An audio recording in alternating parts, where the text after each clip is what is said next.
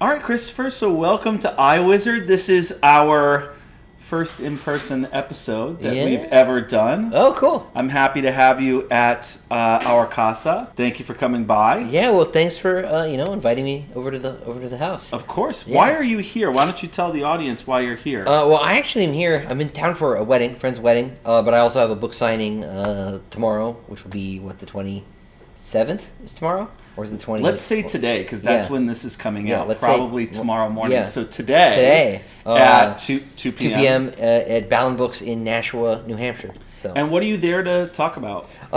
Just about the Sunny Deer in general. Just I figured people want me to start doing these more. I did this tour in Texas back a month ago now. A little bit, about a month ago now. We all know that because we saw your video with Mike from Mike's Books and Ryan Cahill. Yep, yeah. So I was down there for like a week. Did a couple shows with Ryan, and Mike was there. And, I hit Dallas, Houston, Austin, and it went really well. So I figured I should start doing more of these, getting out to bookstores and doing events. And I had a wedding to go to, so I figured I would just make a weekend of it and make it a work trip. So yeah. I know your fans appreciate it, and what I heard from that trip was that Mike is a little bit more famous than you at this point. That's true. And that's so true. I think he always has been more famous than it's me. Michael Mania, Beatles Mania, Michael Mania. The girls rushing by, good old Christopher Ruoccchio to go see Mike, get a peek at Mike. Yeah, well, the cool thing, one of the cool things about the tour down there, right, is that Mike didn't realize the impact that he has as a book reviewer on people, right? And the impact really that BookTube has on people, right, in general. And getting to see that in person was very cool, and then getting to see Mike see that was also very cool. Yeah. So actually, that brings up an interesting point that I'm just thinking of now, which is there's long been a stigma against critics. And a kind of attitude that the artists are obviously the most important thing, and I do agree with that, but that critics are kind of parasitic. They're kind of vultures. They come in after the fact and tear things to shreds. Sure. And I've always hewed closely to John Updike's rules of criticism. Never accuse the author of doing something that they weren't trying to do. Always quote, include a quote from the passage or the work that you're criticizing. He's got all these rules that essentially are calibrated to make people fairer and more humane critics. What do you think the responsibility of a critic is, especially in our age where all you have to have now is a camera and a microphone, and ordinary people are going on and making or breaking books? I mean, your recent popularity, I think, partially has been a testament to the life that it has on BookTube. Sure. People are really, really into your books, and big time booktubers. I don't count myself among these. Mike from Mike's Books, Daniel Green, Petrick. These people are in love with your books, and that's kind of a big deal. And these are ordinary folks. These aren't. This isn't James Wood, the New Yorker literary critic, or Harold Bloom. These are ordinary people turning on their webcams. What do you make of this whole phenomenon and the place that it plays in the whole literary scene that we're all a part of? Well, I think it's great, obviously, right? Because it's helped make my career, more viable. Let's say I was doing okay before. We're doing, great now, thanks to all this. But I think it's important to delineate, right? Critics like Mike and like Daniel, right? Popular critics, right? And academic criticism, those are completely different things, right? And I think that largely the negative attitude of critics in the past is tied to the negative attitude that people have had about the Academy generally, and not necessarily undeservedly, right? But the sort of literary enterprise of literary criticism, right? The academic enterprise of literary criticism, largely has been predicated on sort of deconstructing art, right? Yeah. And taking a hatchet to it. Yep. And this is not all academic critics, right? But there is a sort of chip on the shoulder sort of thing that you can see in some of the people in the Academy who are just they haven't built anything, so they tear stuff down. And I think normal people see that, and I don't think that's what people like Mike or Daniel are doing, right? I think that it's very clear that like most booktubers love the books that they're reading, or they love books in general, right? They might not like a specific one, but they even love not loving certain books, right? And that it comes from a very sincere place, right? Yeah. And that's super different than like we need to like really understand, you know, the role of Gothic literature in the 18th century and its cultural implication. Like, it's a different enterprise, right? And academic criticism is super valuable, right? Although 80% of humanities papers are never cited once. Sure, there's a lot of really bad literary criticism that is mass produced, right, by the system currently. But like Harold Bloom is very important, right? Like we do need to understand the sort of collective cultural, you know, machinery of literature and like how the great conversation has functioned over centuries. It's important to understand these things, and almost nobody has an understanding of that stuff, right? But like we need to know the story of us, right? Because literature in aggregate is a culture's collective sort of narrative memory, right? And if nobody's looking at that, right, academically, they should be, right? So it's important, but like, of course, like people do it badly. There's, I mean, it's hard. It was hard for me to get out of an English department without wanting to jump out of a window, right? You know, but the important thing with like popular criticism, right? I mean, you see this with film too, with like Siskel and Ebert, right? Is that it made talking about art, right, whether that's film or literature, right, a part of the whole process of engaging with the art in the first place, right? It makes the movies or the books last longer in people's minds. They have more to talk about. They're able to get deeper into this thing that they love. Like, everybody likes movies, more or less, right? But if you have a vocabulary for how to talk about movies and to understand the process of a film's creation or something like that, or the relationship one film has to another or one filmmaker has to another, then you can understand these things that you love more, right? And people who just talk about the books that they love and why they love them, right, the films they love, etc., right, are ways to bring you sort of higher and deeper into, let's say, the mystery that is art, whether that's, you know, books or film or comic books or whatever, music, right? They help give you this grammar, like on sort of a basic, and they also let you know what's out there because there's just way too much. He who reads must choose. There's only so much time. And a big part of it's worse now than it was then, right? Like there's more than 1 million books published a year. You will not read most of them. It's not possible. You know, this is something. I have a friend. I don't know if I mentioned him to you before. My friend Ben Yallow, he's an older guy. He's been going to World Cons since the 70s. He's the record holder for most consecutive World Cons attended. Oh, wow. A wonderful, like Ben is just the nicest guy, right? But he has this sort of deep encyclopedic knowledge of science fiction literature, just as a moment in time, right? Not just as the individual books, but like how all these writers related to each other, because he saw them all the time, right? Like he, you know, he told me his first World Con, he got in a sort of a gentle argument with John W. Campbell because he'd written a letter to the editor and he remembered him, right? And he was like, "Listen, kid, you're coming with me." And then Campbell sat him down at the hotel bar and was talking to him about his letter, and Isaac Asimov walked up, and like, so like, the history was real for him, right? You know, we have like lost a lot of that. And so, and the other thing he said to me is that like when he was a kid, he could read everything, right, in science fiction. You could read all the pulp magazines, and like there were 4 or 5 publishers, and you could read everything they put out in a year. So it was really possible for the Hugo to represent the whole field, right, in a way that it just isn't anymore. Right, and like we don't have anything in common, right, in terms of what we're reading necessarily, because there's just a trillion books.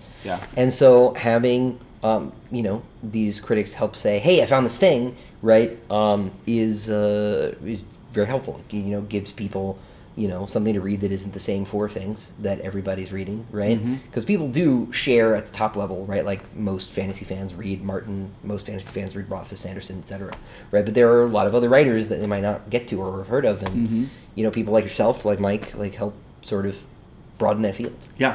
So that kind of raises the question of, there's been this long-standing debate in literary criticism, but also just in sort of our intellectual life in the Western world for a very long time, which is, what is the purpose of reading? And you have someone, even a proponent of the great books programs like Robert Maynard Hutchins, who said the purpose of a liberal arts education is to liberate students. and this is a very controversial claim, I think. He says from their race, from their background, from their political whatever, from their nation, even from any tribe that they're a part of, the purpose of reading literature is to liberate people from the sort of arbitrary characteristics that they're sort of born into, and it is to give them this broader experience. And then you have people that say the purpose of a liberal arts education is to teach people how to be free, or the purpose of a liberal arts education is to teach people about their own culture, is to actually enculturate them, meaning, and I get into this debate all the time in my department, which is I will defend certain books, and people will say, why do we need to read this book versus this other book that I want to read? Isn't it arbitrary that you're advocating for Paradise Lost and Homer's Odyssey and Plato's Republic? And my argument is, it is deeply important for us to know ourselves. It's important for us to understand the norms, the practices, the traditions, the customs that have been handed down to us and where they come from, so that we can better know ourselves and so that we know what we have, in a kind of Chesterton's fence sort of way, which is, let's know what we have before we go tearing down that fence.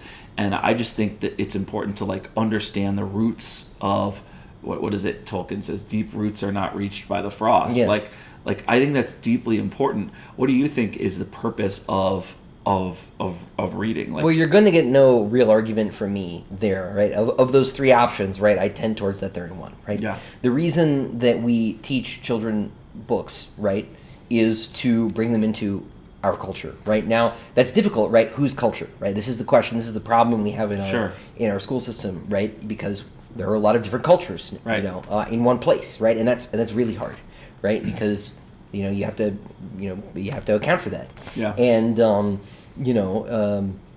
and you should also read outside of your culture. There are reasons to do that because world literature course. It's a big and beautiful world, and there are amazing books that are not part of sort of any individual or any particular tradition. Yeah. There's something everywhere, right? Yeah. But the reason that you have an English literature education is to ground someone in a culture. That is what we made it for. That was what its original function was. And to a certain extent, I find that it's broadly.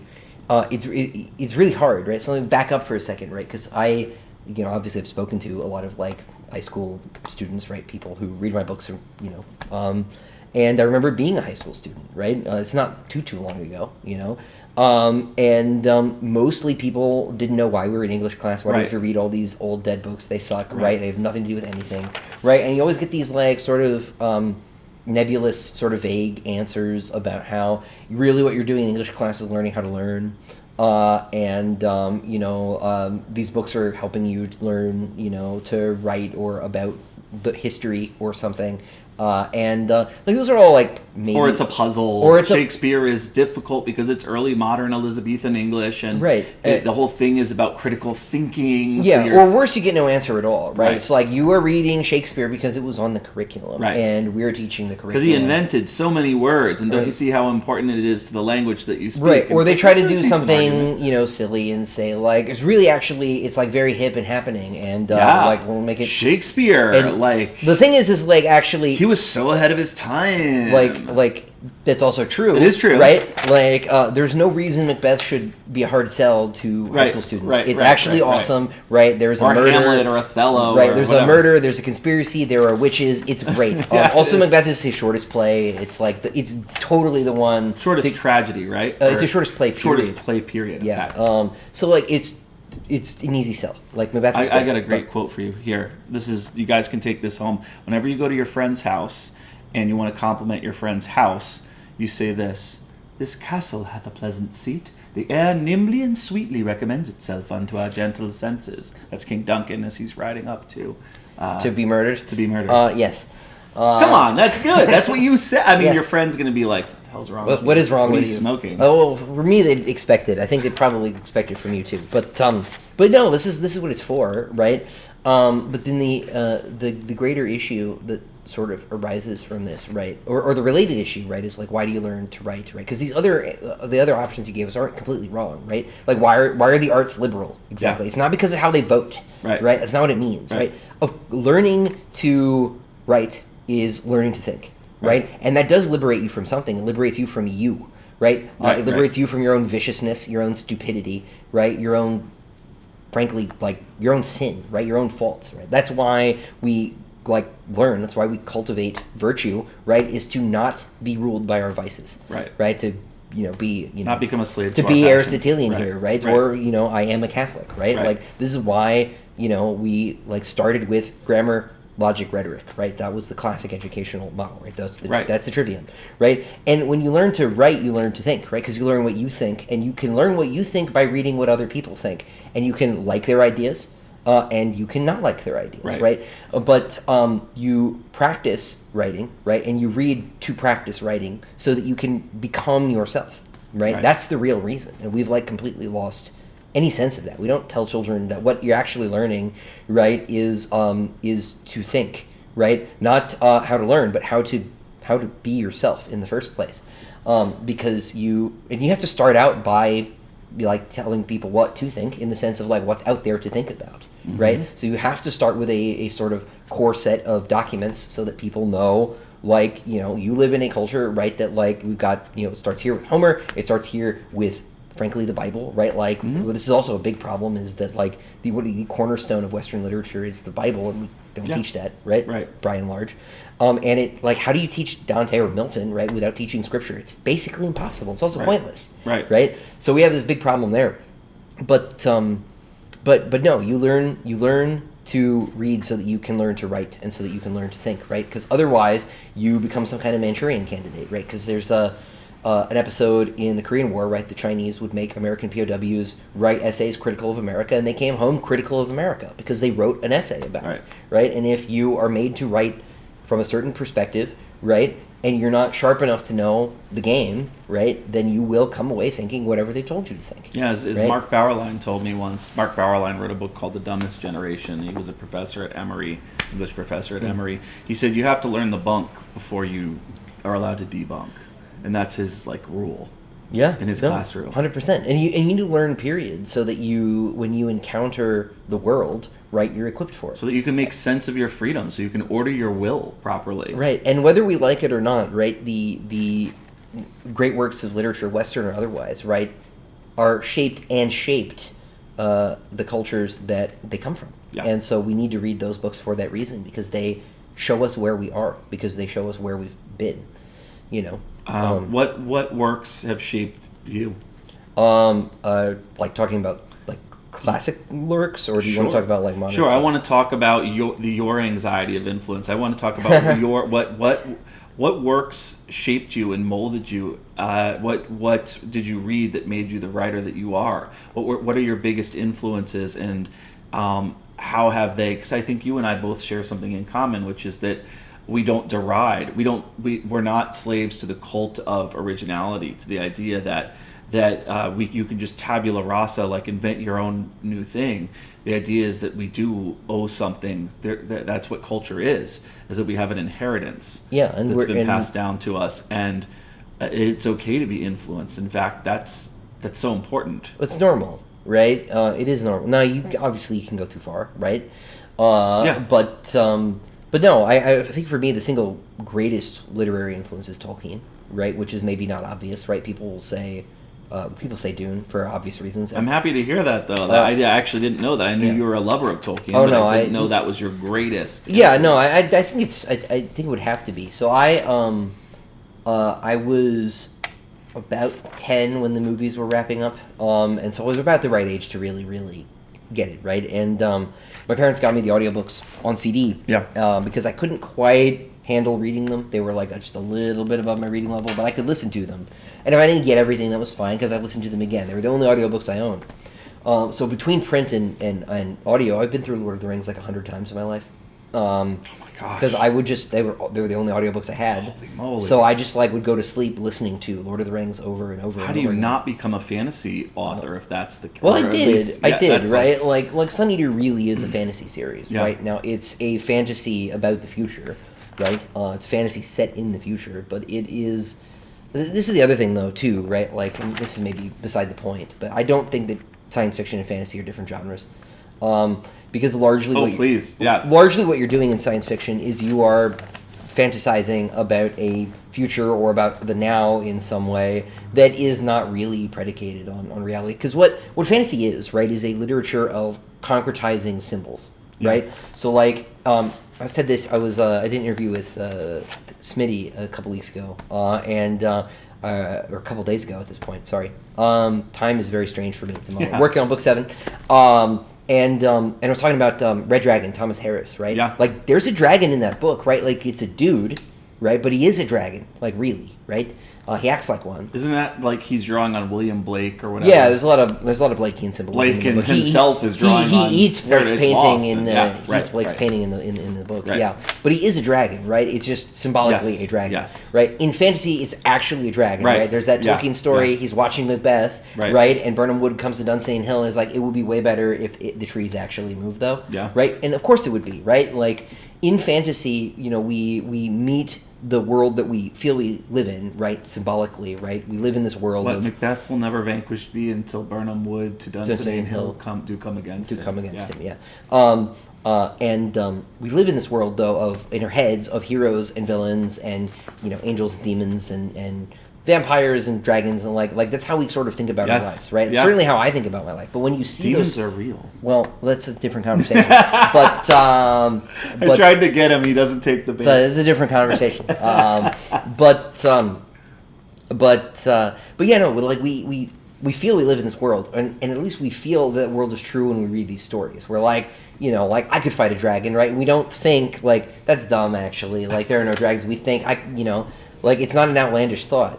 And so fantasy takes that sort of symbolic psychological experience, right, and makes it concrete in the narrative, right? Science fiction does that too, but it does that about different things, right? It does that about the sort of modern monsters of technology and progress and, you know, scientific development and the environment and space exploration and whatever, right? Diseases, right? You know, a demon by any other name, right? Right. You know, like, are Vulcans elves? Basically, right? Like, they function as elves in the story, right? They're an other humanity that is, like, better and different than us in some way, right? But is also less than, right? Like, you know, like, the elves' relationship with death, right, is not unlike, right, the Vulcans' relationship with feeling, right? There's a lack there that's also impressive in some way, right? They're just elves, right? Vulcans are just elves, and so there's really not a difference between these genres at all, right? They've been sort of, you can maximize the differences, right? You know, by leaning into the science education element of science fiction as hard as possible. That's not that very fantasy-like, but they're the same genre, and they're broadly enjoyed by the same people, which is really how you know that they're not that different. You know, obviously there are some people who like won't read sci-fi, but they'll read fantasy, but like, they can be persuaded, I've found. You know, at least a lot of them can be. So, you know, anyway, I did write a fantasy, basically. And I just wanted to have it be about the future, because there are a lot of fantasy stories that are about, we've talked about this before, that are about the disenchantment of the world. They're about, you know, the passing away of the old days and the death of magic and all of this stuff. And Sun Eater is that in reverse, right? You know, and it is that more than it is a response to Dune. Even that's really what Sun Eater is about thematically. Is this sort of reenchantment of things. I refuse to elaborate on this, but that is broadly the theme, right? And so Tolkien's certainly my biggest influence there, and then of course, you know, Herbert has his role to play, but that's mostly become an oppositional thing for me. Like, I don't agree with Frank Herbert's analysis of heroes. I don't believe that charismatic leaders are always bad, right? You know, Herbert is, you know, making this comparison to Hitler all the time, right? But we had charismatic leaders against Hitler, right? Like, you're telling me Churchill wasn't charismatic or a leader? I'm not so sure, Frank. Like, I think we kind of need those guys sometimes. We need heroes. Whether or not we want them is a different subject. And I think most people do actually want them.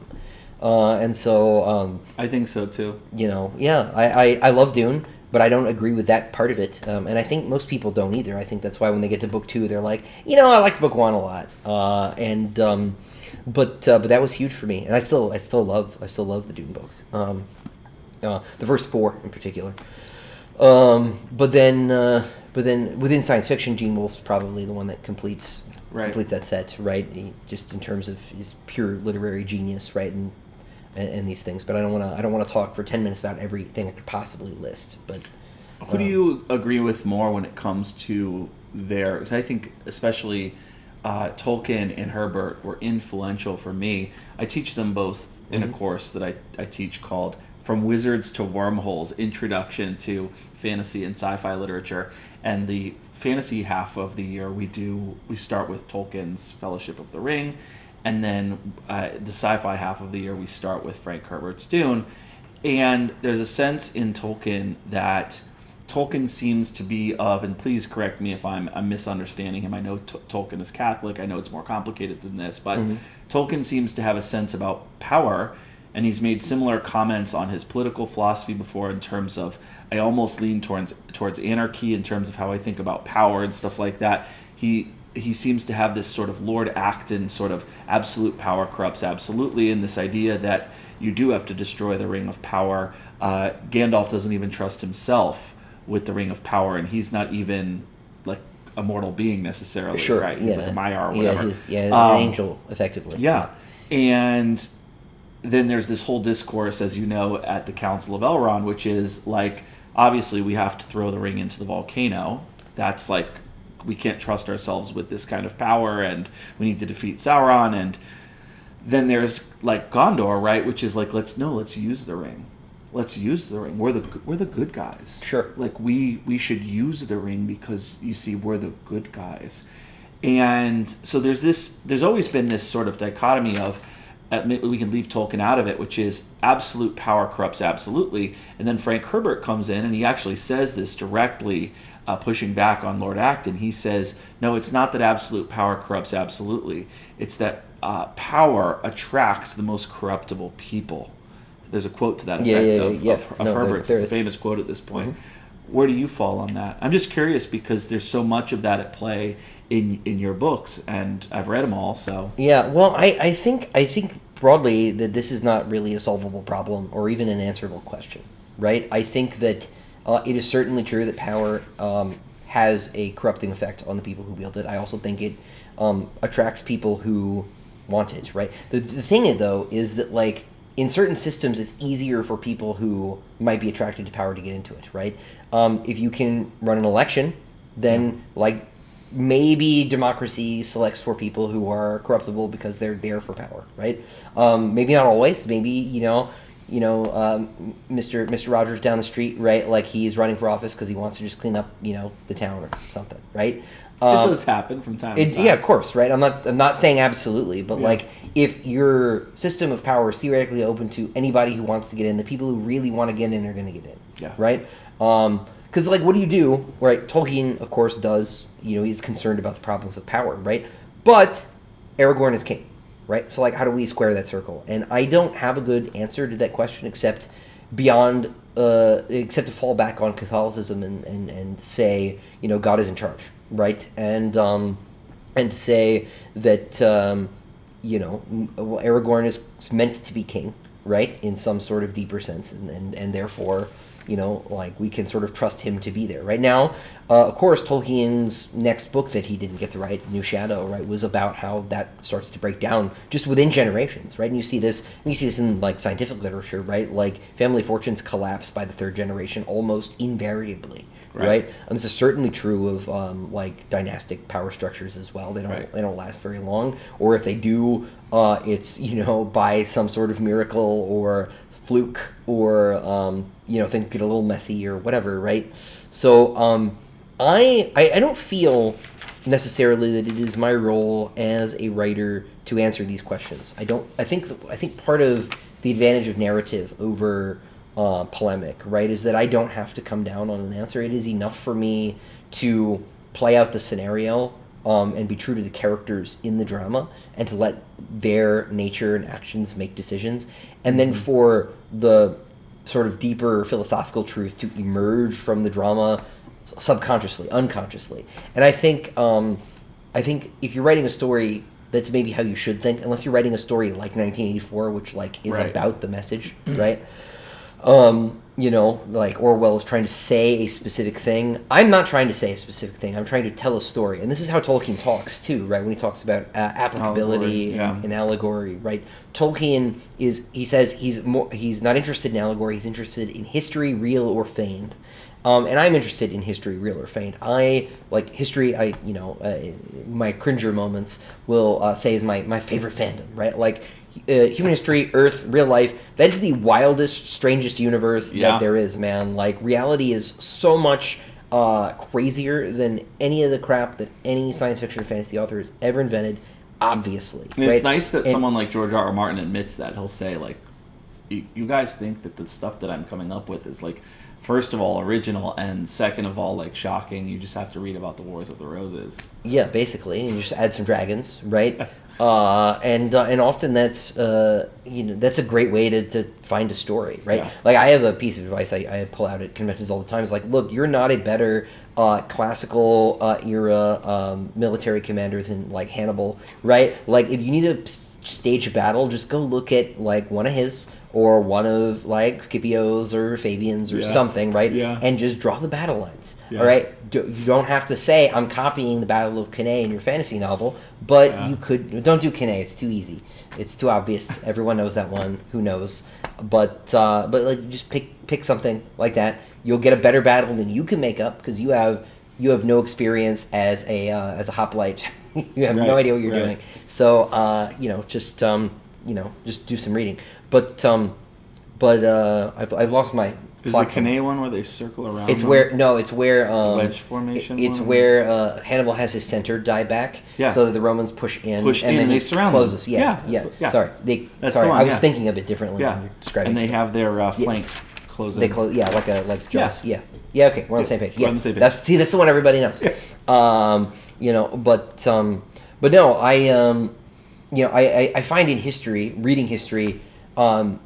The temptation a lot of people have is to judge people in the past by our standards, and I try not to do that. I'm just trying, I want to know what happened and why it happened from, reading about the people who were there and their temperaments and their character and the pressures that they were under, right? And I don't think that fiction need be any different. I think my primary objective as a fiction writer isn't even to entertain. I think it is to build a world that is compelling to the reader. And if that entertains them, great. If that frustrates them, maybe sometimes that's good, right? But it's be true to the art first, right? And to the characters in the drama.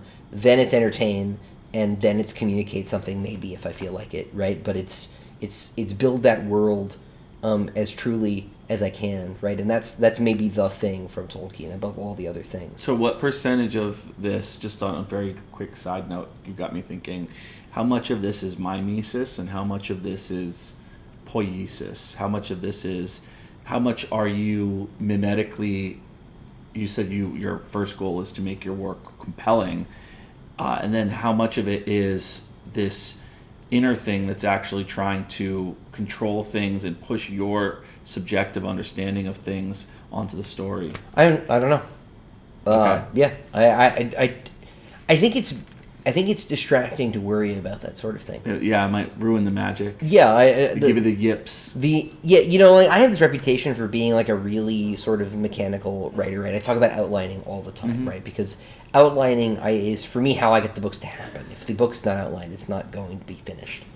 But in the moment, right, writing the actual text, like I've already done the plan, I've written the outline, I know where I am, right? I try to switch off the targeting computer and just let the words happen, right? And not to worry about any of that stuff, because that stuff's like in there, right? Like if I'm trying to say something, if I feel something is right or something, like it's in me, and it might show up on the page, it might not, right? But that's not the point, right? The point is Hadrian's life. The point is Valka's life. It's the Empire. It's the aliens. It's their time, their place, their problems, right? Not me, right? There's you want to try, I think, in writing, as in many things, to like get to that sort of like not thinking space, the sort of the flow state. Yeah, the flow state. The Zen Buddhists call it mushin, right? Right. Like you want to get to where you're not really thinking; it's just the thing is happening of itself. Because you should be so practiced at what you're doing that it just happens, right? Like it's like muscle memory, right? Yeah. But it's writing, right? You just want the writing to happen, and this is partly what makes writing hard. Is it's really hard to get there for hours at a time every single day, right? And like maybe you don't, maybe like a whole book goes by and you don't get there, but like you're trying to get there, right? So that you can take you out and let the book happen. Right. Yeah. So speaking of, we've touched on faith a few times here. I know you're a Catholic, you take your faith very seriously, and it must be strange for you to be working in a field and in a kind of world where, I mean, science fiction as a genre is famously ambivalent, you can say at the best, about religion, and at the worst it's antithetical to it or hostile to it. How have you found that you fit into the genre, given that you are one of the few like overtly religiously and openly, proudly religiously Catholic, sort of serious Orthodox kind of guys working in a field that is, again, space is cold, it's got this feel of being sterile, it is the concerns are far away from it's sure there are no chaplains on the Enterprise. Right. Yeah. And how do you fit into this modern world of science fiction, which is hard science fiction, space opera, colonizing worlds? It's about consciousness and AI and all of this other stuff, and faith doesn't seem to play into it for any of the main characters. Yeah, well, as far as how I fit in, I have an advantage, I think, in that, like, all of us, like, I was a nerd, right? So, like, I haven't fit in most of my life anyway, so it doesn't matter. It doesn't really bother me. Yeah. No, it just doesn't bother me. Really. I don't mean to have an anticlimactic answer to this, but, like, no, but you're like one of the only successful, big-time, mainstream at this point, modern science fiction authors, right? Who is consciously operating within a religious framework. Sure. Yeah. No. Look. Science fiction. You're right. Has like never really had much to do with religion, and that's because most of the people who've written it haven't had much to do with religion themselves, right? You can see the clips on YouTube of Asimov saying it's basically useless. So this is a paradigm shift, right? Is it not? I mean, maybe. Maybe if other people like me want to come along and also write books, like that would be cool. Well, the attention you're getting, do you think it has something to do with that? I don't. I don't really know why the books have been taking off, in the last year, like what it is about the books that is working, because like it, obviously it's down to BookTube, right? It's Mike, it's Daniel, it's Patrick saying, hey, these books are really great, and thank you guys, all of you, and to everybody else. They have taste, though. They don't say that if they're not great. But if the fans don't follow them, if the books were bad, then it wouldn't work, right? Like people wouldn't be reading them, sure, right? Like maybe there'll be more books sort of after me, right? Like in the same style. It'd be flattering, right? And amazing and great, right? But to the religion point particularly, it's possible that I'm sort of filling a niche or servicing a need. Or maybe it's merely like look, my experience, and this is you caught me by surprise with this subject somewhat. My experience is that most people don't really understand Christianity, right? And the books are not like explicitly Christian or anything like that. But they take propositions about the supernatural and about faith seriously. I'd say they're closer to Tolkien than Lewis. But they're symbolic too. And they are deeply symbolic. Like this is where the Woolf influence comes in too, right? Like Woolf's a deeply symbolic writer. Everything in Woolf is meaningful. It means like 4 different things, right? And that's the sort of writer I want to be. I want to be a writer where like every sentence is valuable. I don't want you to have read half a page and to have read nothing. And there is this wealth of tradition that we could draw on, right? That is our culture. It's just there, and most of us have dropped it, right? But people still know a lot of this stuff visually, if not in any other form, and to pick those symbols back up in that language. People actually love all of that stuff. Like I'm a big Dark Souls fan, right? And that's a big exploration of Gothic architecture and Christian symbolism removed from its context and sort of repackaged in sort of meaningless ways, right? Or and arranged into new forms for this new world. But like what you're looking at, right? When you look at Lord Gwyn immolating himself, linking the fire to sustain civilization, is an image of Christ, who admittedly is the villain in that story, right? Because it's Japan and they tend to do this. But it is that symbol, and it speaks to people because it touches these nerves that people have, and being able to touch those nerves. Because I'm versed in in my faith, right? Is maybe a skill set that some writers don't have. Maybe I don't like talking about my strengths as a writer, as it feels like I'm patting myself on the back. But like maybe that's a piece of it. Maybe the books feel deeper because they are connected to these things in a way that some other stuff isn't or doesn't want to be. I was always disturbed as a kid at how divorced from our time Star Trek felt. Like there is no connective tissue, almost no connective tissue between the Federation and the 20th century. And sure, eugenics wars, whatever, right? But like, you're gonna tell me like nothing survived, like really? Right? How important is that to you? Because on the one hand, it's almost worn as a badge of honor and pride. From some science fiction authors will say, I want it to feel alien. I want it to feel dark and cold and alien and cyber gothic, and I want it to be. When I write my science fiction novel that's 10,000 years in the future, I want to show how deep and cold in outer space that we are. We're in the Andromeda galaxy, and for sure, really, I think that those writers don't always understand. You want it to feel like it's close to home. Well, that's because everything, all of this stuff. I mean, look at the wall behind you, right? Like all of this stuff is still here. Yeah. Right? Now, it's not here for everybody, right? But I do this thing when I go to book signings, because people ask this question all the time, like, you really think people are going to be reading Homer in 10,000 years, bro? And the answer is yes. Yes, I do. I think they'll be reading Homer, and that they won't be reading almost any of the books that you've read. They won't be reading my books. Right. Right? Homer's going to outlive me, because Homer's already made it 2,000 years. Right. Right? Almost 3,000 years. Right? Gilgamesh is still here. Now, most people don't read Gilgamesh. Most people don't read Homer, but the people who do, right? And stuff that lasts a long time will continue to last a long time because it has a good track record. And because we care about our history as a species. We put it in museums, right? I mean, for heaven's sake, right? We, will artificially, wrangle entire ecosystems to try to protect certain frogs, right? Who would otherwise go extinct, right? The chicken is only around because we eat it, right? We are a deeply sentimental species, actually, right? Now, maybe some of us aren't, right? But a science fiction that does not have its roots in our time, right, is a fantasy, a complete fantasy. In the same way that Middle-earth isn't actually, because Middle-earth is our past, right? In Tolkien's view, right?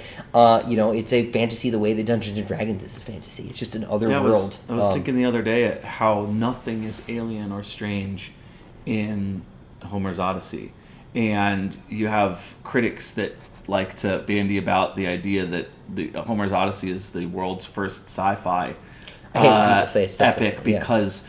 Odysseus is boldly going where no one has gone before, and he has an encounter with the Cyclopes, right, and all of this. But I think about it. I tend to think about it in much more sort of archetypal and symbolic terms, which is I was thinking about this the other day. Part of the thing, obviously, Homer's Odyssey is a nostos epic, which is where we get nostalgia from. It's homecoming. It's a man coming home.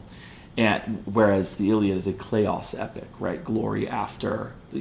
It's an epic about your deeds shining on after your death and being celebrated after your death.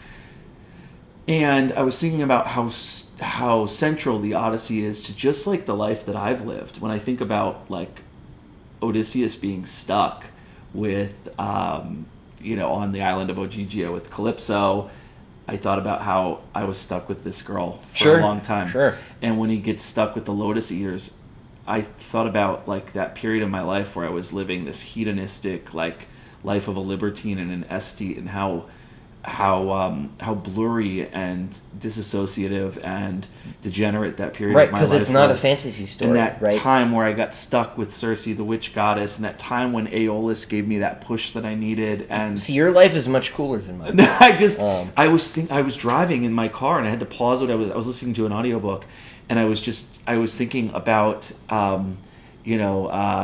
just I can't even I know that book like the back of my hand, and I was thinking how similar to my life it is.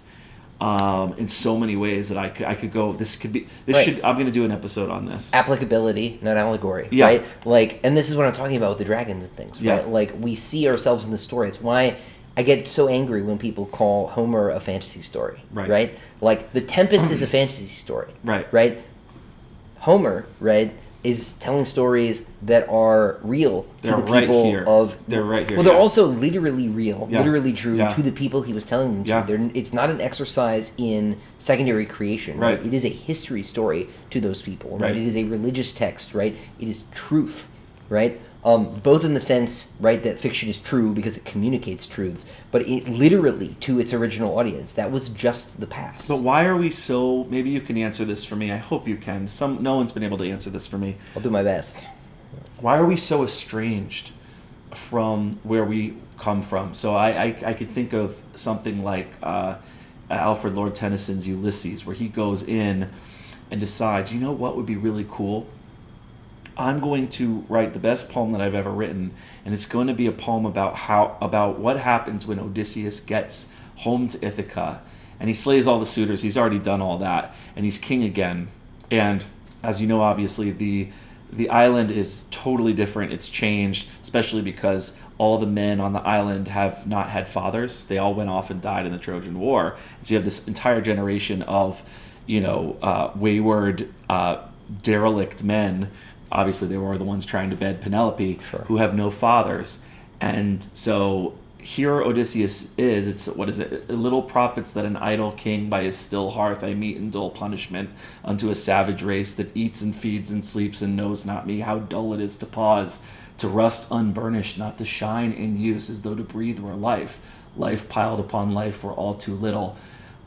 So what he's talking about is what it feels like to come home and to have been sailing the wine dark seas with his war buddies and having all of these epic experiences. He's Polutropos, right? So he's a man, Fagel says he's a man of many twists and turns. He has this wily, precocious intelligence. The Trojan horse was his idea. He gets home, and what he's got when he gets home is not good enough. His son's a good boy, but he's not as competent or as strong as his father. His wife's old, right? Matched with an aged wife, he says. So at the end of the poem, he decides, I'm going to go back out on the seas and reunite with Achilles, whom we knew, and I'm gonna follow knowledge like a sinking star. He says that is one of the most beautiful poems in the English language. It's very simple. It's set in blank verse. Yeah. Where no one's doing that anymore. No one's doing that anymore. Where's our next Paradise Lost? Where's our next? Where's poetry specifically? No, not poetry. Or just the. Why aren't we reconnecting with this stuff? Oh, where did the past go? No, I mean, I know that there are modern writers who are putting out things like Circe, for example, and No, that's not what I mean. I mean like where did that spirit? That where now are the chain- horse and the rider? that chain, that great chain, that great conversation. Remember that tradition of the pre-Socratics teach Socrates, and Socrates teaches Plato, and Plato teaches Aristotle, and Aristotle teaches Alexander the Great. You know exactly what happened, right? History ended. We won, right? About a century ago. Like, there was a generation, we won World War II, right? And there was a big victory, and we just wanted the next generation to be happy. And history was over. Like, that was the final boss. Or was it World War One?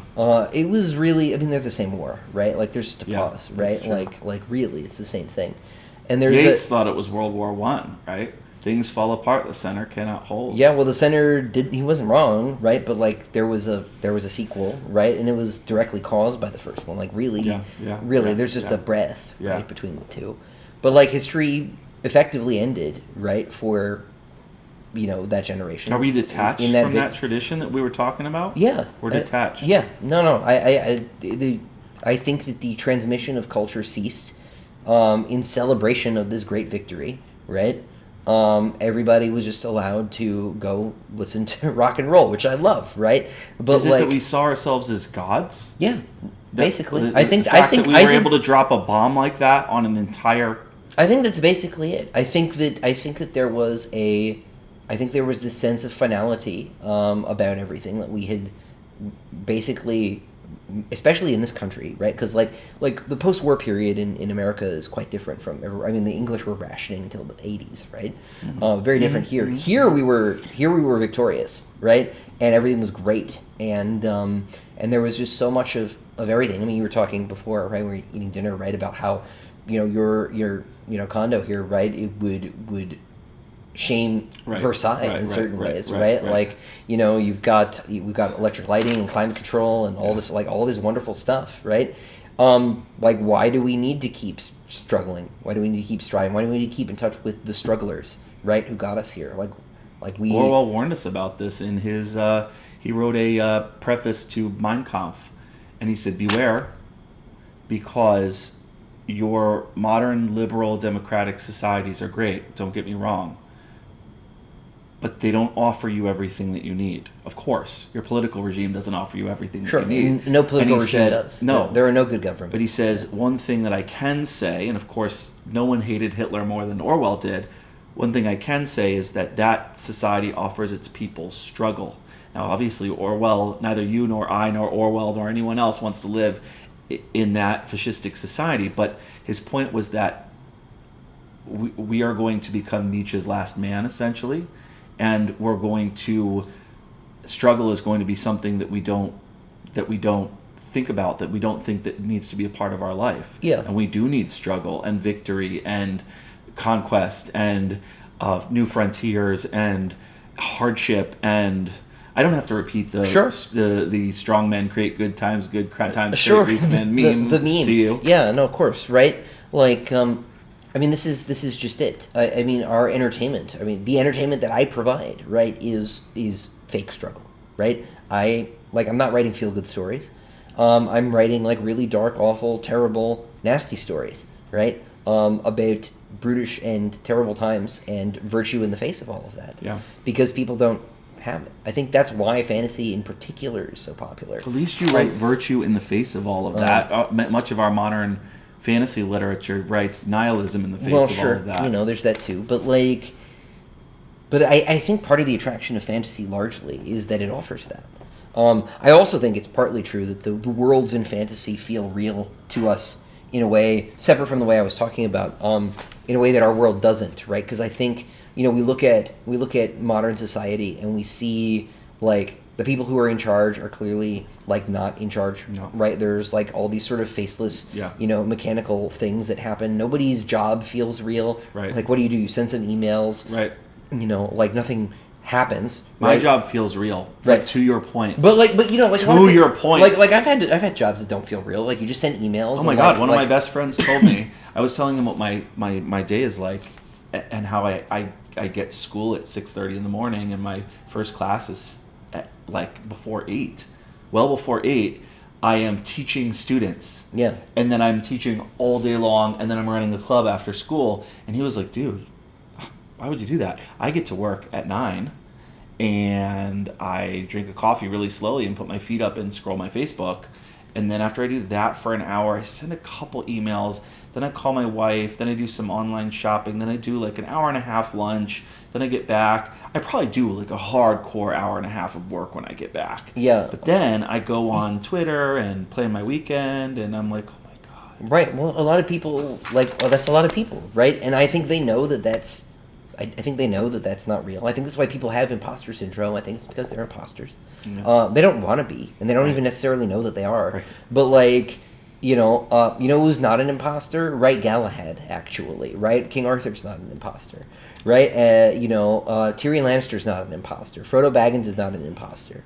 Right, Paul Atreides is not an imposter. Right. Right, and so I think the stories feel more real to people for that reason. I think the world that we live in is. Hollowed out in a lot of ways, and I think people are looking for something solid, and if they don't have a culture to fall back on, I think that fantasy steps in, or can step in, and I think that's partly why it works for so many people, why so many people love it. I certainly love it, right? I wish I could be a knight instead of a writer, but or a space captain. Too short to be an astronaut, but. Do you think that it's important now more than ever? The Marxist critic Zygmunt Bauman called this liquid modernity. But what he meant by liquid modernity was the sense that in modern times, nothing is solid. There's nothing to grasp onto. Everything fades into mist, to quote Marx. That a good example of this, I was talking to the author Carl Trueman on this channel. You guys can check out the interview, and he was trying to explain this concept of liquid modernity to me, and he said, just think about the fact of what banks used to look like. Your bank in your hometown used to have pillars, used to be made of stone, and it used to be made of marble, and there was this facade, and it would be there your whole life, and your grandpa used the bank, and your father used the bank, and you used the bank, and the same people work there, and his son works there. You look at a bank now, and it's made of cardboard and plastic. Everything's like that. And it closes down after 2 years, or they replace all their employees with machines, and there's just nothing to grasp It's onto. Everything, though, right? I mean, there's another meme, right? It's like look at 90s McDonald's, right? Like, it was actually a place children could play and would want to play. Hut. Right? Pizza Hut, sure. Right? Like, had the buffets back in better times. Oh, my God, the Pizza Hut. With the jukebox. You put on that jukebox, you sit under those big Tiffany lamps with your family. Yeah. You'd get the buffet with the dessert pizza, the blueberry cobbler pizza. No, dessert pizza. Look, I'm too Italian for that. Okay. No, thank you. But, the big red plastic cups with the... But I'm American enough for Pizza Hut generally, right? But, like, this is the point, right, is that, like, everywhere is like that now, right? Like, there's not a place to go, right, that feels solid, right? Like, look at, most government does not happen in the big fancy buildings, right? It happens in these nondescript secret cubes somewhere, right? Like, school buildings look like prisons. Right, everything's awful, right? Everything is... Fluorescent lights and... even plastic chairs and... Sure, and beige walls, right? Beige walls. Right. There's nowhere, like... sick. All the places, tourist destinations, are places people just used to live. Who did this to us? It's sick. That's beyond. The answer to that question is beyond me. But it is a choice that we've made, like, as a civilization, right? And I think that people would much rather look at castles. Yeah. And those little Tudor houses and But your fantasy, that what you write, I hate to take us down this avenue because it's so kind of niche, but I follow this Twitter account called Greco-Futurism, and it's like sci-fi Greek architecture, and it's the most it's AI, and he does stuff to it, and it's so beautiful. Yeah, I've seen some of stuff like that. Oh, okay. Yeah. And that it's funny because you must be so intentional about the way that you write. That stuff is in your books. That imagination. It's your book. It's not the sterile... I love Alistair Reynolds. Really. You and I both love Alistair Reynolds.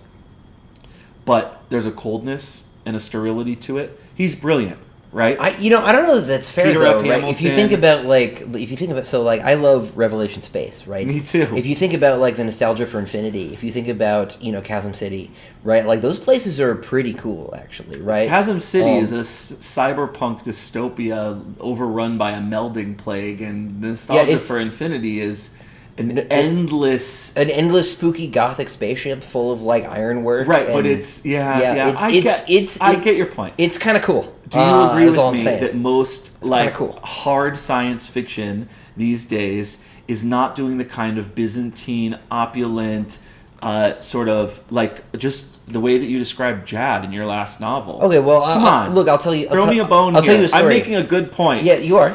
I'll tell you a story. So, my grandfather got me. He knew I was a big fan of Star Wars as a kid. I was 5, 6, something like that. So he got me what he thought was a Millennium Falcon lamp.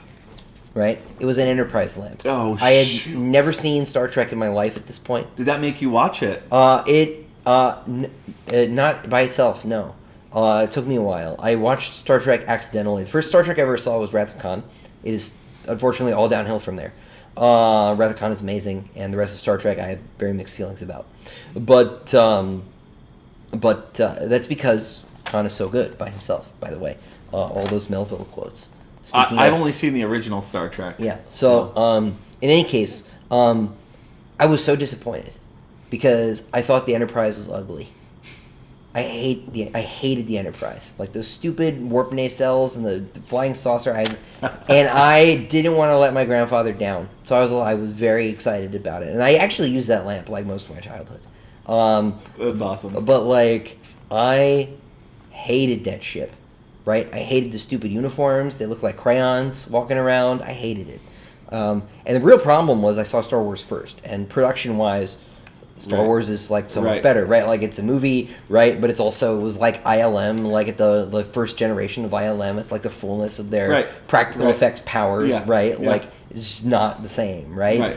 So I couldn't get into Star Trek. But it's also the case that like Star Trek just doesn't look as cool, right? Like the principles behind the design of Star Trek are not as sharp as as Star Destroyers and lightsabers and like that cool outfit Luke has in Episode 6, right? Like it's just not as cool, right? If you're wearing a yellow shirt, right, and like I don't know, everyone's in spandex, like I'm not so sure about it. That's what it comes down to for like you. it was like, well, it was aesthetics are persuasive, right? Like and the aesthetics of Star Wars, right, more romantic, right? But they're also just objectively cooler, right? And like this really like was why I wanted to write the sort of books that I ended up writing. Like I wanted to write space operas because it was cool. Right? And like we can talk about all this high-minded stuff, and I can talk about it for hours, right? But like ultimately, like stories need to be cool because they need to get people to read them, right? And there are a lot of ways to do that. But like I want to create a future, even if you don't want to live there because it's awful. Like I said, like there's a lot of stuff wrong with it. You want to visit. I don't want to visit the Enterprise, ever. Right. I don't want to get on that transporter because I don't want to die. Exactly. Right. Like, and the fact that the authors of Star Trek seem not to care about the fact that you die every time you get transported bothers me. Right. There's an ethical concern there that just doesn't seem to matter, and also you get to wear those stupid red shirts. Like I don't want to do it. And like Star Trek, look, there's some great episodes. Right? I'm not just throwing the whole thing out, but like I never liked it as a kid. I'm glad that we agree that you do die. Of course you die. Yeah. Of course, and of course. Derek Parfit, Reasons and Persons. That's the book to read to understand what we're talking about here. Yeah. But property dualism. Yep. Yeah. So we've been talking about what your books do for people, keeping the culture of reading alive, inspiration, anxiety of influence, the Western canon, all of that stuff. Where do you see this heading, the world of reading, the industry that you're in?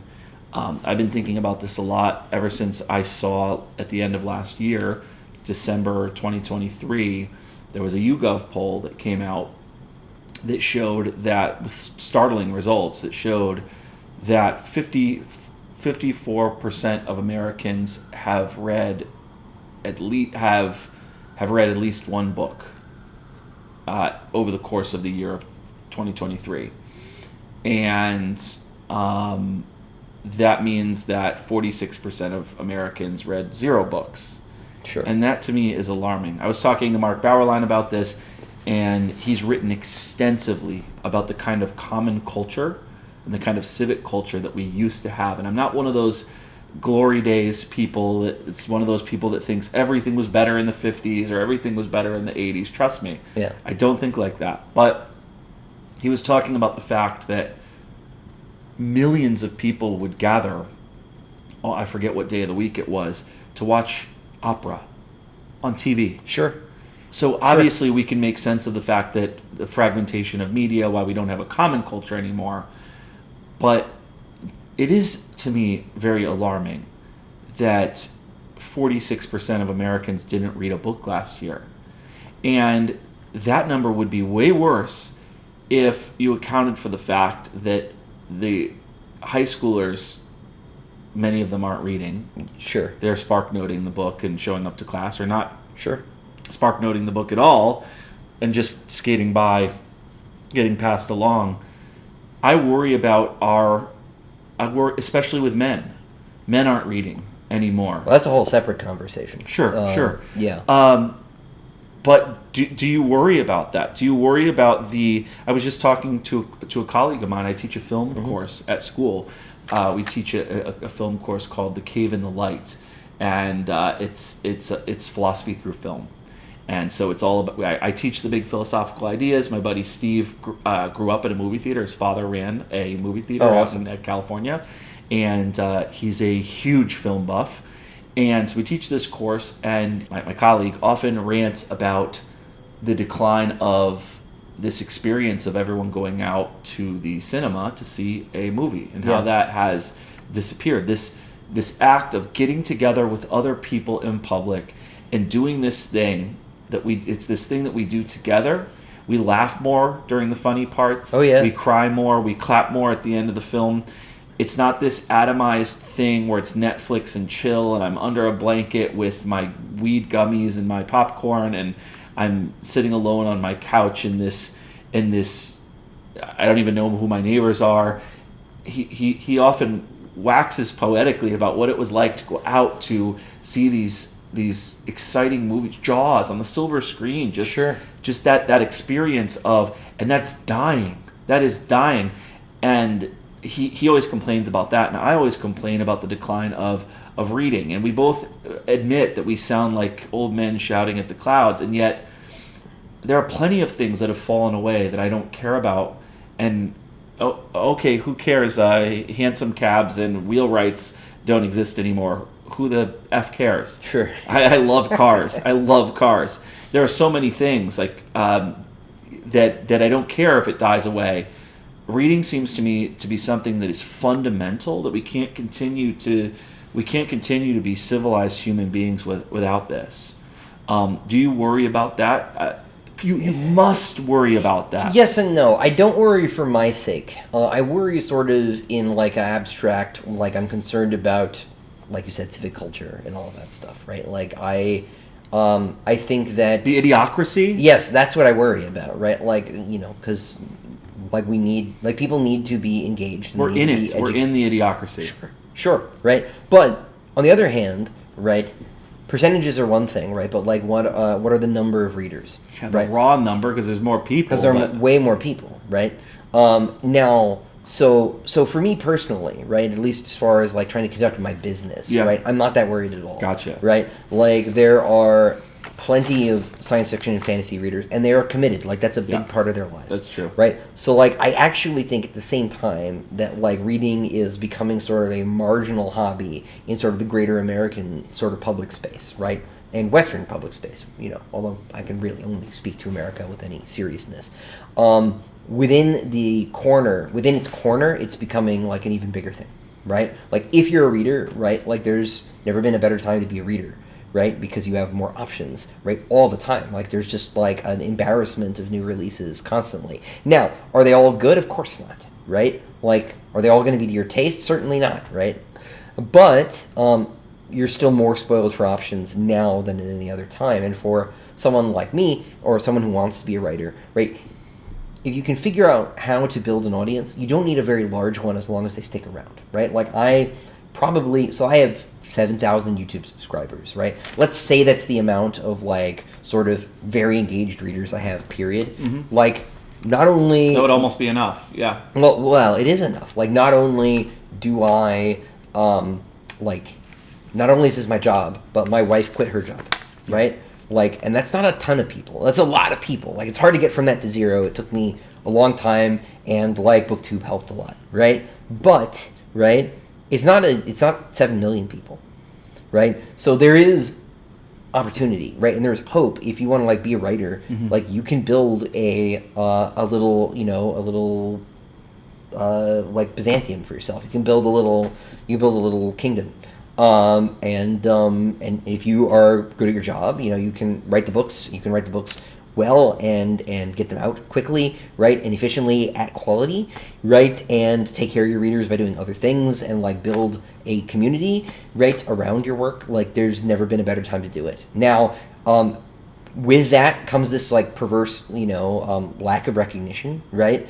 If you were a big name. If you were a mid-lister in science fiction in like the 70s, like basically every sci-fi reader knew who you were. Right. Right? That's not true anymore. And it doesn't need to be true. Like there are writers who are way, way more famous than me that I've never heard of. Right? Like, and I, like, this is my job. Like Amazon well, I didn't sci-fi know, writers. I didn't know Red Rising existed until I was compared to it. And it's a New York Times bestseller. The field is so big that someone who works in it can miss a New York Times bestseller. That's how big the field is. So, but that doesn't matter either, right? Like, I don't need to be a New York Times bestseller. I need to provide for my family. I have enough. Right, I'm very happy with where I am. Yeah. Right, if I get more, that's great. Like, yeah. You know, I'm happy to sell more books and to reach more people. And yeah. You know, like every email I get from someone who said, "Hey, your book's really like, you know, changed my life," or something amazing like that. Like, it's, man, the whole enterprise was worth it. Right. Mm-hmm. Like, if it really meant that much to one person, like, it's great that I'm, you know, making money too. But like, I'm really glad that the books could help you in some way. Right. Like, that's worth it in and of itself. I don't need 7 million readers. Right. If I have the 7,000 right ones, and that's true of. It's true of anyone who wants to be a writer. If you can build something that's the right fit, you know, that's enough. So I'm not that pessimistic for in general. I think that there's some cultural sort of decline issues, maybe, right, or disintegration issues. People don't have a common canon. They don't have a common culture, and that's hard. Like, how do you get to be friends with someone you have nothing in common with, right? Like, what do you talk about? Like, Right. It's hard, you know? Like, I don't think we're going to see another Game of Thrones ever. Like, I don't think everybody in America is going to watch the same TV show again. Like, I might be wrong, right? But it wasn't House of the Dragon, right? It's not Rings of Power. What are people watching? Like, I haven't heard of a sitcom in 10 years, right? Like, and those are very mundane touchstones, right? But, like, that is weird, right? Like, what do people, like... It's not football. Like, what do people talk about anymore? Like, it's hard, right? It's just, I guess, memes, but like, young's insane memes, right? Like, it's difficult, and that's a problem. But I think it's attractable. I don't think that's going to change. I think. Where do we go from here then? I hate to ask you just to like diagnose the world. To diagnose the but like, where do we? If what you say is true, and I do think that it is true. We can't find our refuge in politics. That is finding our refuge. I'm gonna get real Catholic real fast, right? But as far as where we go, I'm still gonna get real Catholic, right? Like, I think that there's a certain analogy here to Babel, right? Like, I think that everyone is speaking a different language, right? And I think that where we go is in 1,000 different directions. I just don't think things are gonna hold together for the world. The sort of Pax Americana that I've lived my whole life in, I don't think is going to last much longer. You know, and I think that everything is going to, I think the center cannot hold, right? Again, because the thing about reading Yeats, right, or you know, or any writer from like 100 years ago, right? I remember there's a bit in Chesterton in the beginning of Man It Was Thursday in the poem. He says, "Science announced non-entity and art admired decay," and that was 120 years ago. Like, science still announces non-entity and art still admires decay. Like, these are not new problems, right? You know, societies seem to decay by half-lives, and they have long half-lives. At least this one does. But I don't, you know, I don't see a renaissance in the immediate future. Can science fiction grapple with these problems that we're talking about? Sure, but I don't think it can solve them. I think science fiction writers give themselves way too much credit for creating the future, right? We like to point at the communicator in Star Trek and say, "We did that," right? "We made the cell phone." No, you didn't. Motorola did, actually, and they were, for a time, inspired by the communicator from Star Trek, but they don't flip anymore. You know, right? You know, so actually, by the time we get to the Enterprise and we're killing ourselves in transporters, if we get there, right, we're not using flip phones, right? We're not holding them like this, right? So, like, science fiction writers love to say, like, we're the architects of the future or something, but no, like, we're entertainers, and like, I try to be a thoughtful entertainer, but like, we are far closer to clowns than kings, and I like that just fine. So. One of my favorite Sun Eater books that you've written so far is Demon in White, and it's very interesting. You say that what got you into writing, what made you want to become a writer, was the kind of gee whiz, really cool, spaceships and ray guns and that Sure. that element of it, the action and the military battles and boy oh boy does that spaceship look neat. I wonder how it works, and oh man, would it be cool to land on that planet or whatever. I want to see this. For me, it's exactly the opposite. Even though I haven't published any books yet, but one of the things that got me into writing was I actually kind of wanted to do the opposite. Is when I would read the backroom politics in Song of Ice and Fire, when I read the scene between Gandalf and Saruman, and they're talking about, maybe we could ally with Sauron, and maybe in the long term we could run things and return things to normal, and we can pursue virtue this way, but we can't do it unless we have power. The old world is dying away, etc. That kind of thing inspired me. Is the politics, is the abstract ideas, and then grounding them in reality, making them, fleshing them out. And you do that really well, but I feel like you don't do it a lot. You kind of hold back on it. You give me little morsels of it. And we get that in Demon in White. We get a little bit of that in, I think it's book 5. Yeah, some in 5. There's some in 7 too, I'll tell you. Okay, there is. And I kind of want to explore that a little bit. In terms of science fiction, I feel like science fiction does and I mean, I don't mean contemporary politics. Sure, you just mean like culture war politics. Systems of politics. Systems of politics. I feel like science fiction has done that really, really poorly.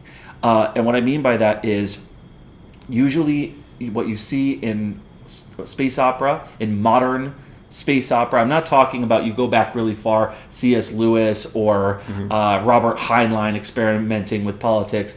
I'm talking about modern science fiction.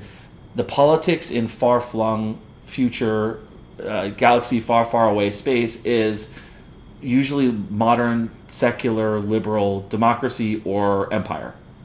And that's it. And that's it. Yeah. And the empire is not religious oftentimes, or if it is religious, it's not done well. And I'm not even talking about Dune here. I'm talking about the modern stuff. Sure. Like, where is the oligarchy? Where is the aristocracy? Where is the timocracy? Where is the nationalism you could even say at a planetary scale? Like, where is the it's usually secular democratic republics, or where is that the kind of, because Ursula Le Guin used to experiment with politics. Yeah. Where is that kind of exploration? It's not on people's radar, right? There's a joke, right? I read on the internet once. It's like when you're a boy and you turn 15, you're assigned World War II or the Roman Empire. Right. Right. I know. Most people were assigned World War II. And so we still, like I said, like that really was the final boss of history for American culture, right? You're right? And not without reason. Obviously, I'm not trying to like make light of World War II, for God's sake, right? But like we have such a cultural hangover from that. I mean, look at Star Wars, right? Like Star Wars is just rearticulating World War II, right? Yeah. In its aesthetics, and like it was supposed to, right? Like that was the point, and it was like super effective, right? At it, like everything in Star Wars looks cool, right? But it is, like we wanted to have dogfights in space. I remember I was on a panel with David Weber, and he's like, "Why do the planes, And he's like, "Because it looks cool, David. Like, come on. Like, you know the answer to this. Like, would it also look cool if they could just turn around and, like, work like spaceships? Sure. That would be awesome. But, like, also, like, dogfights are cool. So, that's why. But most people's perception of politics basically is, like, there are democracies and there are dictatorships. And one is good and one is bad, and that's it, right? And it is more complicated than that, right? There are other forms of government, obviously, right? But there are other periods of history that we need to draw from, and I think that most people broadly just have that framework, and that's sort of the framework that they live in. It's their cultural inheritance, right? One is good, one is bad, and that's it, right? Sure, there have been a lot of bad monarchs, right, in history, right, which is not the same thing as dictator. Dictators are a little different than monarchs. What was it that Aristotle said, that a tyranny is monarchy with the monarch in mind. That's Aristotle's definition of Yeah. tyranny. It's when the monarch rules for himself. Yeah, and there were That's monarchs, tyranny. and there were certainly monarchs who did, right? But there are also ones who didn't. Like there are good kings you could point out in history. Oh, yeah. There are like functional, right? There are functional like oligarchies, right? That like did a reasonably good job, right? Building a world, right, means looking at all these dimensions, right, and like making both the A and the B choice in different places in the story. So like you should have good kings in your story. You should have bad ones, right? You should have corrupt religious officials, and you should have sincere believers, right? Because the world does. And if you're writing a world that only has corrupt religious leaders and no true religious leaders, then you're not writing a world you're preaching, actually, Yeah. in a way that I don't think I ever have as a writer, right? And like this is the thing, people hear like, oh, you're a writer and you're a Christian. I don't want to go to church, bro. Like I don't want you to either if you don't want to, right? Like that's not what the book is. I thought you would like a cool story about space Romans. That's actually like if you actually keep checking the pages, still cool story about space Romans. Like I didn't. I didn't see. And to be clear, I love the politics in your book. Yeah, I I know. Really, really love them, and it's so good that it's tantalizing. I want more. It'll happen Because you're good at it. Not everyone's good at it. Really, not everyone's good at it. I think that so after book 7, I'm probably going to do a different thing next. I've got this fantasy thing I've been kicking around. Did I send it to you? Yeah. Okay, couldn't remember. But I got this fantasy thing I'm kicking around. But I will probably get back to Sun Eater pretty quickly. Not with Hadrian, not with the same characters, but the same universe, right? That universe is never going away. And I kind of like. I also really like the court politics. I really like the political thriller stuff. It'll probably happen at some point for sure. There's a lot going on in your books. You've got the Lothrians. You've got the sort of court politics that you were talking about. The houses. The emperor. You've got the Jadians, and you've got who are Valka's people? The Tavrosi. Yeah, the Tavrosi. There's just a lot going on, and you're not shy about playing with different political systems. You've got what the heck is happening to me? Your bad guys. The Cielsen. The Cielsen. Yeah. You've got Cielsen politics, which is almost not really politics. No, it's pretty prehistoric. Yeah. I kind of miss the experimentation with. I like that a lot. I like playing kind of with the cycle of regimes, right? The fact that every type of regime passes into the next type of regime because of the flaw inherent in that. I like seeing that play out in fantasy. I don't even think George R.R. Martin does it as well as you do. Oh, I mean, he does a lot of things really well. Yeah. He does the Machiavellian sort of backroom politics really well, but and there's only so much he can do. But again, he's kind of like LARPing. He's kind of applying a modern sensibility to like the medieval period. There's a sense in which his peasants are actually like urbanites. Like they're kind of like I don't really buy the setting a little bit. Okay. But I like the experimentation that you do, and I want to see that more in other writers too. And it's something that I strive to do in my writing. And I wonder did you take political science in college? I wonder where you get that. Just other stories, mostly history too, right? Yeah. Like just reading. This is related to I had a question. Someone was asking like how do you write such like dark stuff, right? Like you seem like a nice guy, which thanks, I guess. Right? Like we have this sense that everything must come from personal experience in some way, and it doesn't have to. Right, like you can't like that's actually the other thing that books are for, is to like condense personal experience into a digest. Like you can go to Vietnam without going to Vietnam actually, right? At least in some small part. And if you're careful about your craft as a writer, you can employ experiences that you've not had. Right, I've had quite a boring and an ordinary life. I'm basically Bilbo Baggins. You kind of are, aren't you? Yeah, I'm doing my best. Yeah. But Bilbo Baggins, if he wrote scary space Roman stories, I guess. Which he kind of did, too, right? Like, in a way. He's got to write his history of the elves and stuff. But but it's just that, it's just reading. You know. Yeah. I had a creative writing teacher once. It was very irksome. She said, this was my first creative writing class in college. And she said, you can't write fantasy and sci-fi. That's the only rule. Yep, I had a couple of those. Because I think that's changing. I want you, she said, I want you guys to write what you know. I want you to write about, at the time I was working at Walmart in the deli to pay my way through college as much as I could, pay my rent and stuff. And so I wrote short stories about the people I worked with at Walmart. And the one guy who believed Tupac was still alive. And then the lady who came in on speed every day. And the girl who would try to get guys to go to her car and have sex with her on her breaks. And well, you know. It turns out the Walmart stories were a little bit more interesting than, you know. Oh, it was reality is stranger than fiction. There's not nothing there, right? But I thought that's a terrible rule. It is not a good rule. I understand where it comes from. I think I get what she's doing there. No, where it comes from, just a lot of people, sort of a previous generation of writing teachers just didn't like science fiction. Yeah. You know, when Wells was coming out, Verne called Wells's work mere entertainments, right? And I tend to prefer Wells. I have some disagreements with Wells, but partly I'm reading Verne in translation, right? But partly H.G. Wells is way wilder, right, than Verne is. Verne is pretty restrained, and that attitude has been a thing that has dogged science fiction and fantasy forever, right? Yeah. It's for kids, it's for babies, it's for boys, right? Which not all of it. And so what if it was, right?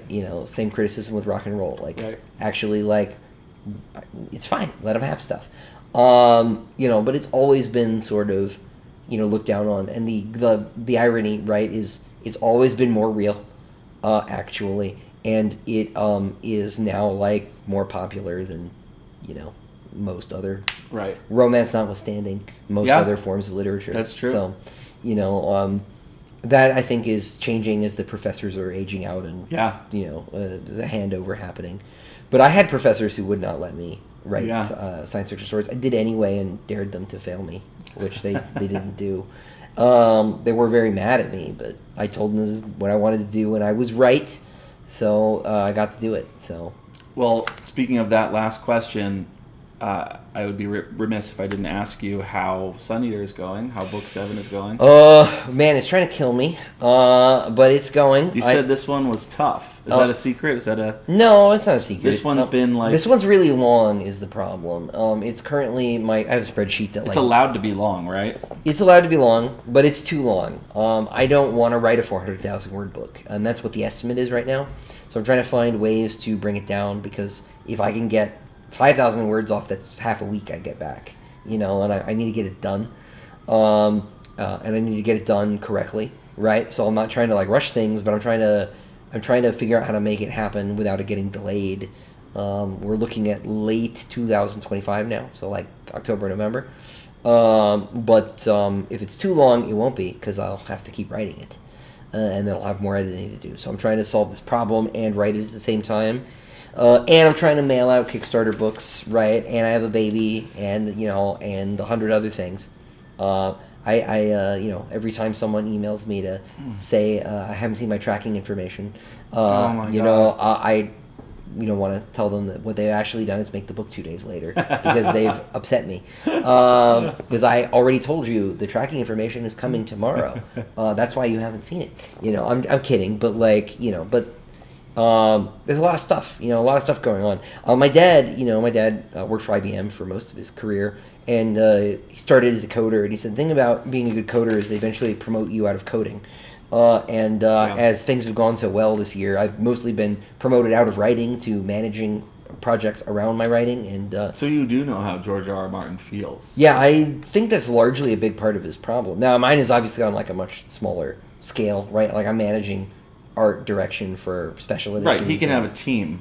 He could have a team if he wanted, and does. My team is my wife when she feels like it. Right. And when the baby will allow either of us to get anything done, you know. So, There is no team, right? Occasionally, my dad or my brother or my friend will help me pack books or something. Yeah.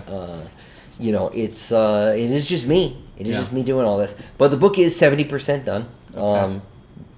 Based on the outline. Okay.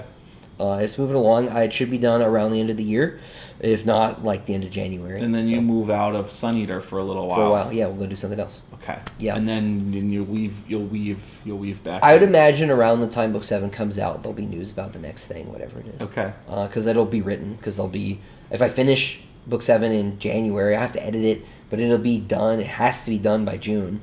So if the book 7 comes out in November, that's 5 months. I've not been doing anything, which is impossible. I will have to have done something. Yes. You talk about the anxiety of influence. My greatest influence is the need to provide for my family. So I will keep writing. Yeah. So take that, Harold Bloom. Yeah. Oh, thanks for the update. And again, it's been lovely having Christopher at my home. Finally, lovely to see you in person. Yeah, man. I feel like I've been waiting. I've never even thought of being able to see you in person, just never thought it would happen. But it also feels like I've been waiting to hang out with you in the flesh, and this is great, man. Yeah, well, the pleasure's all mine, man. Yeah. Thanks for having me over. Yeah. All right, Thanks, guys. everybody. Until next time, happy reading.